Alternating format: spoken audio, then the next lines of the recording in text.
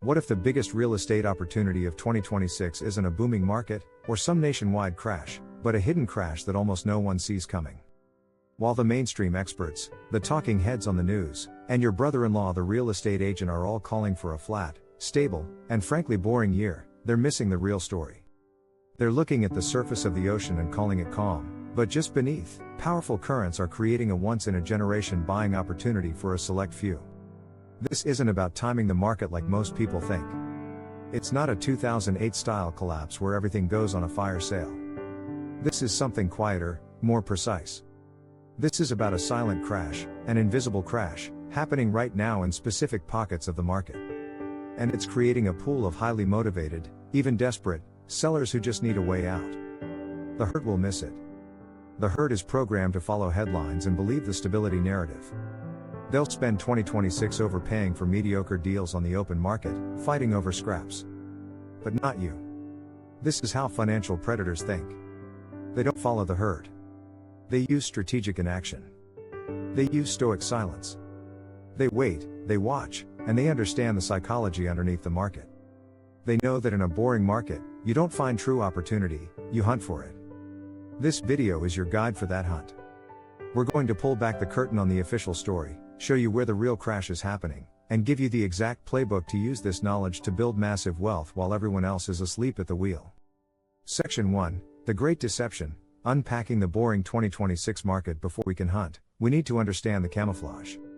This boring market narrative isn't exactly a lie, but it's a masterclass in deception. The problem is, it's a partial truth, and it's leading most investors to the wrong conclusion. So, what are the experts telling you about 2026?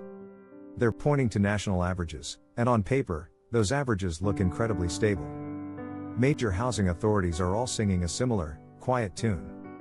They're forecasting that national median home prices will move sideways, with most predictions landing somewhere between a 0% stall and a modest 3.6% increase.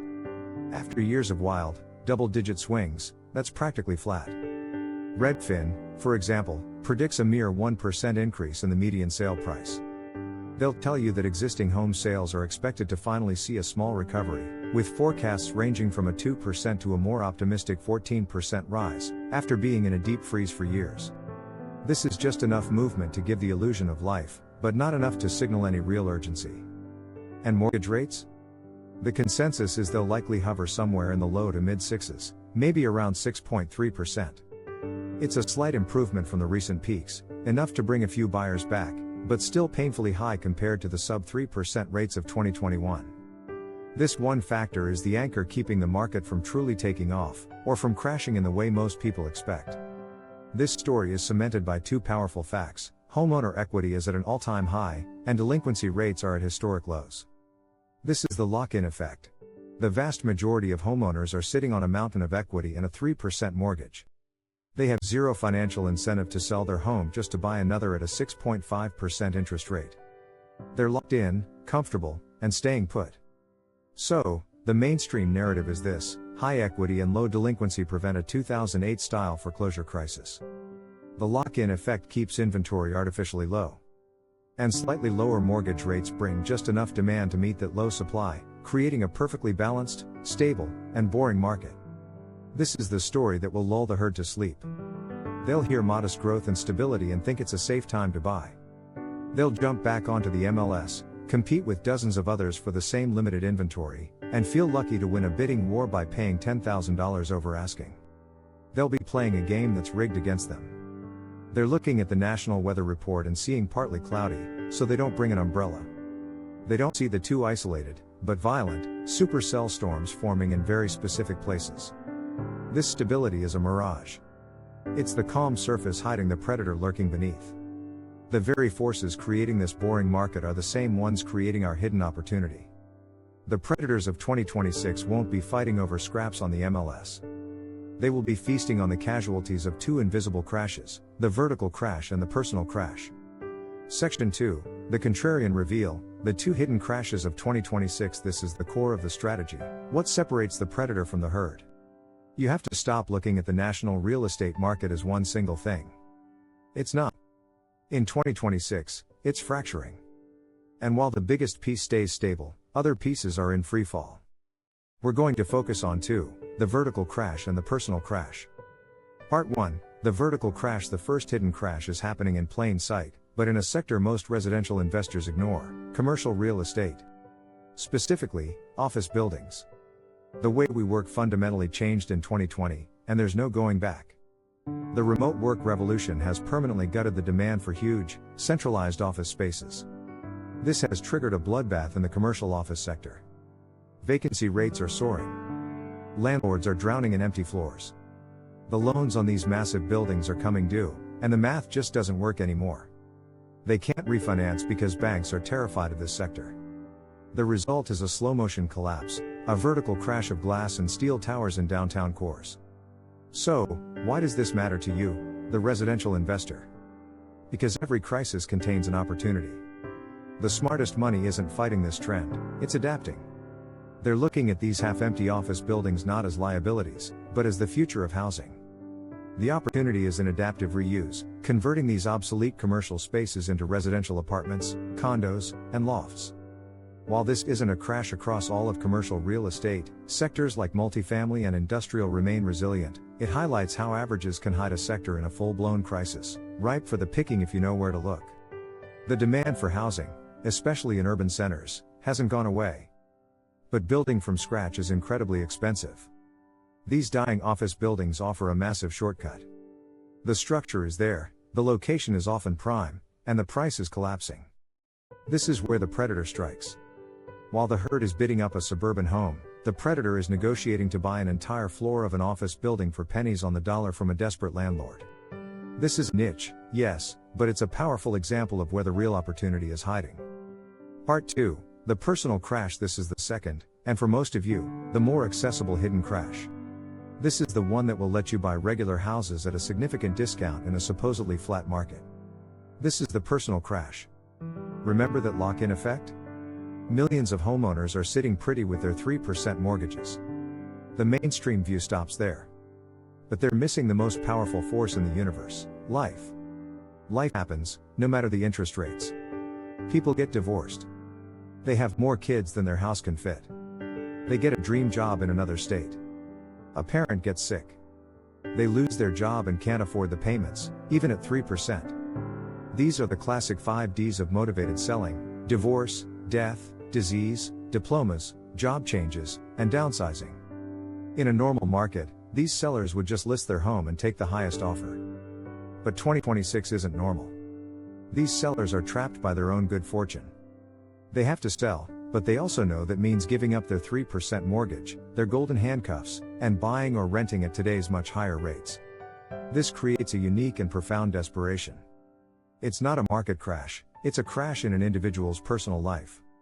Their world has been turned upside down, forcing them to sell an asset they desperately want to keep. These sellers often don't want the public spectacle of listing their home. They're stressed, embarrassed, and overwhelmed. They want a quiet, fast, simple solution. They want a problem solver. They need a predator. This is your target. Not the happy family testing the market. Your target is the person for whom selling the house isn't the main goal. The main goal is solving a painful life problem, and the house is just in the way. For these sellers, price isn't the only driver. Speed, certainty, and simplicity are often far more valuable. They will happily trade equity for a guaranteed, fast, cash offer that closes on their timeline, no questions asked.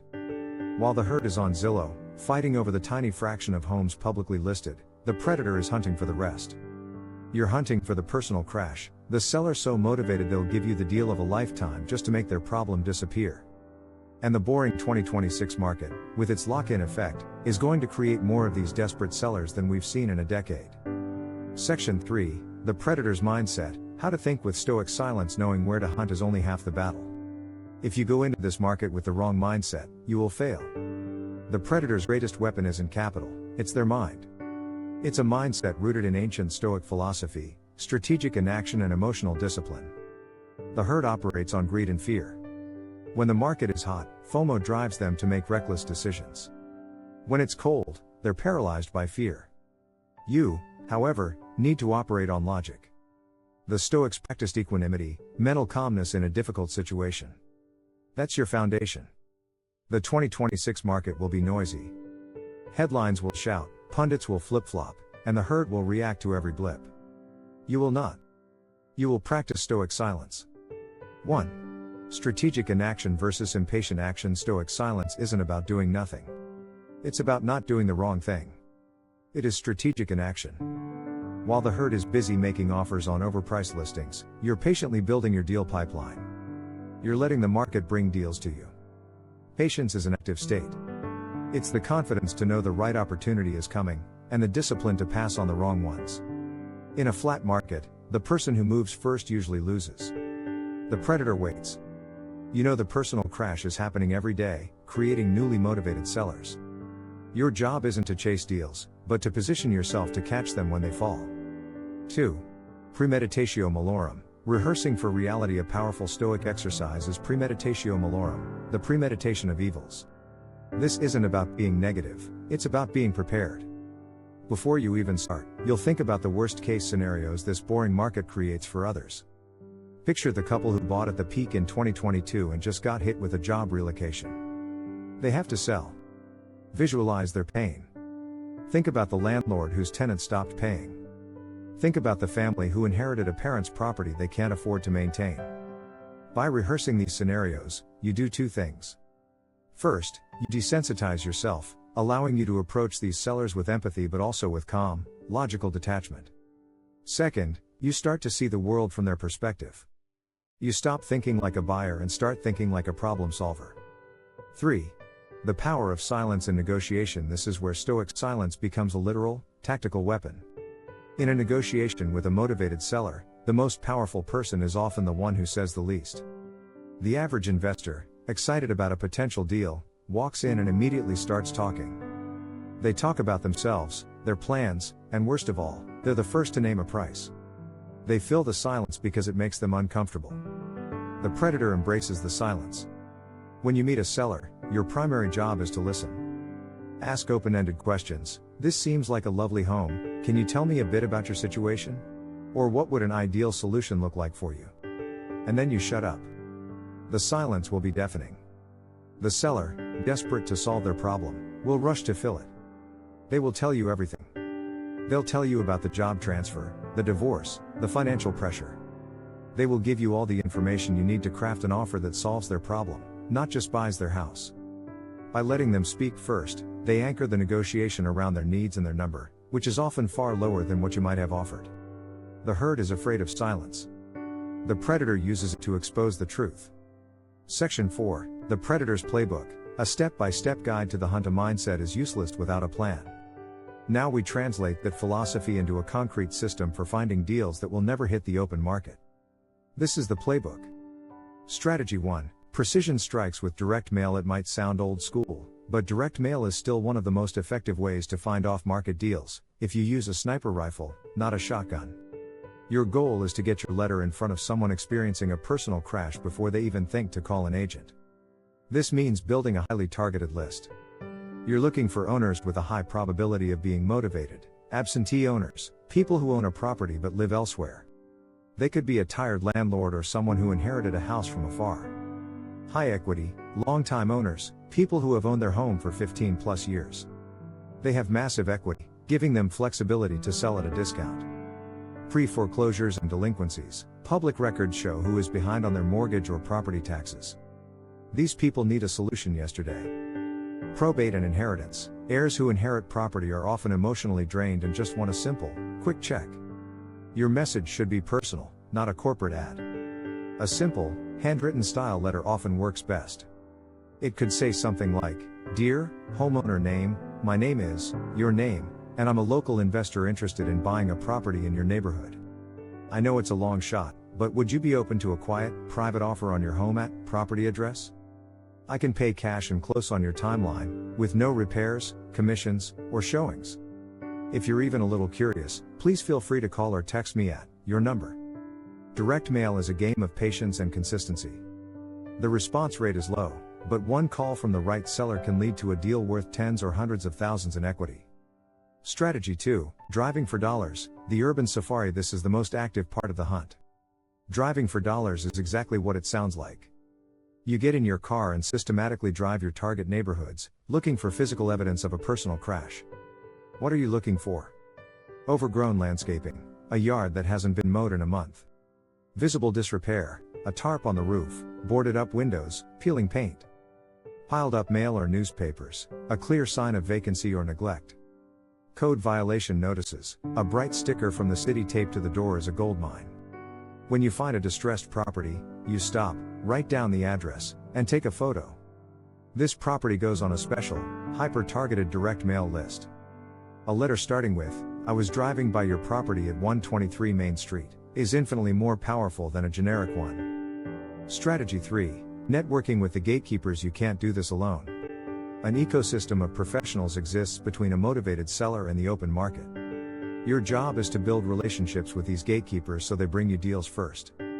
These gatekeepers include wholesalers. These are the ground troops of off-market real estate. Connect with them at local investor meetings and online. Let them know your buying criteria and prove you can close fast. Real estate agents. The best agents often come across situations too messy or urgent for the open market.